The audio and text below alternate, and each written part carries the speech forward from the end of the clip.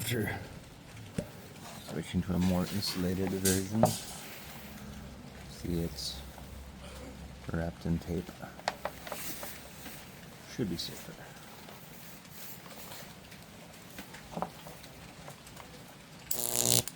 Yeah, I don't feel nothing.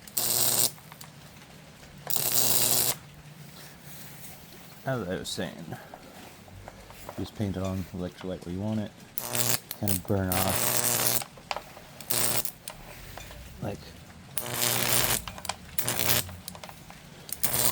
you're heating it up, shooting with electrodes or whatever.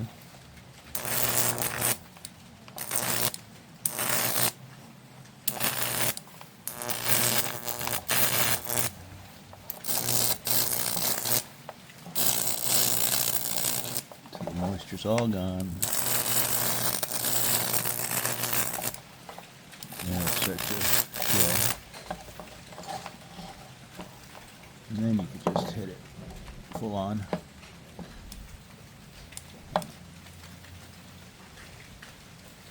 Let's see it start to go.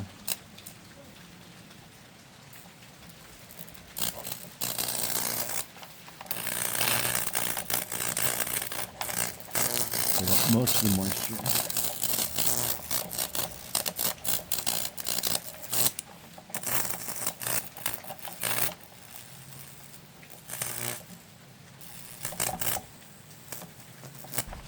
I see it burning through the back too, that's probably the issue.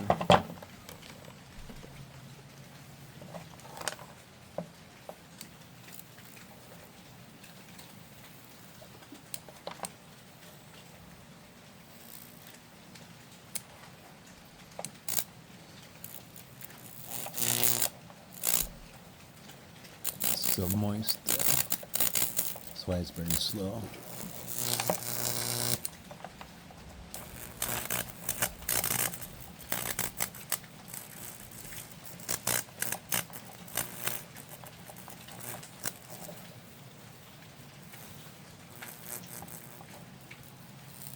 Who knew atmospheric conditions affect the burn?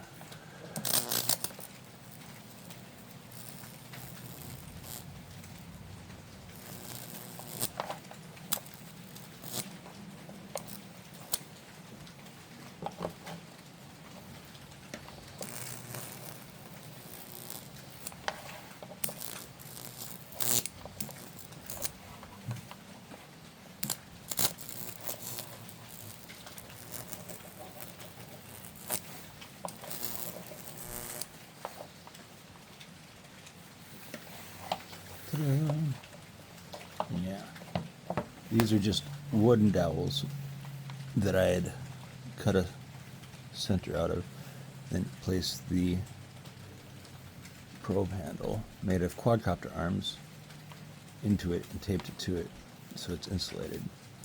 So it's